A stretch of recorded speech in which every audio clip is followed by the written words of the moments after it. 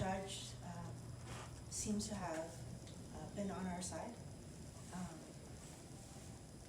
It's my impression that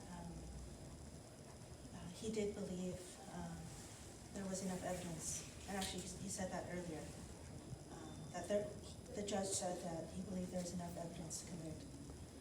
And so that's the only matter of justice I have right now, and I'm part of it.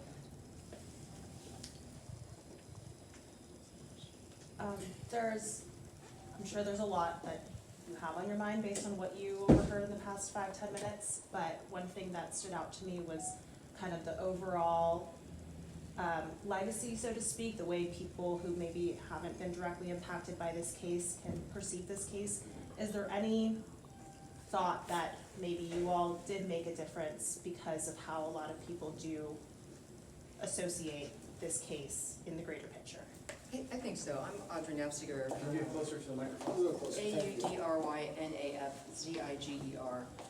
And several of us have been very vocal from the very beginning, mostly because of my career and having seen so many victims suffer. I knew like I had to speak out. I could not speak out.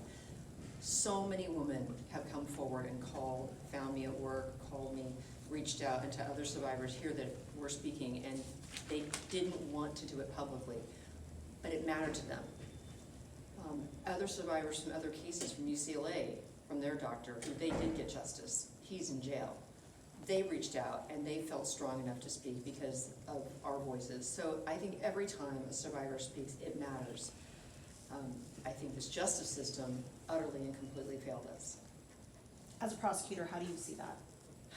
Well, what no one's really talked about today is that I put on many sex crime victims, and usually I don't put them on. I have the police testify for them. So for preliminary hearings, there's Prop 115 testimony. Victims do not have to testify, and it is re-traumatizing, and that is why I usually do not put survivors on the stand at preliminary hearings, and it moves the case forward more quickly. The preliminary hearings could have been resolved in 2 or 3 days with the police testifying. The victims did not have to testify. And had that been done and accomplished in that manner, this case could have been tried years ago. Danny Masterson got 2 trials, and we got none. I'm very happy for his survivors that they got justice, but we got nothing. And it didn't have to be that way. So everyone involved in the criminal justice system knows it didn't have to be delayed this way. And that's a problem. You know, many of you called for an independent investigation. Help us understand what that might look like. Into who? Would it be USC specifically, the DA's office? So an example I'd like to bring up is the case with Larry Nassar at Michigan State. So Michigan State had very close ties with, I believe it was the city there, and instead of waiting for the city DA to investigate, there was an independent investigation done by, I believe it was the state. I'm not sure. The state attorney general, I'm not sure, but it was probably, but by someone that, by a group, an institution that did not have ties to Michigan State. And so for us, what that would look like is probably the state attorney general's office needs to look at the cover-up that was done at USC, and there's a lot of evidence that Jackie Lacey was in close talks with USC around the time that the LA Times investigation came out. And Jackie Lacey herself said on the radio that she wanted to question every single victim that came forward, including sending detectives to Asia and all over Europe,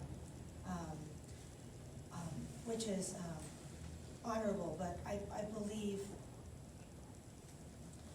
well, it eventually led to a lot of victims, statute of limitation running out, and it wasted a lot of time in general. I think it's honorable to want to speak to those victims, and I don't understand why Lacey couldn't have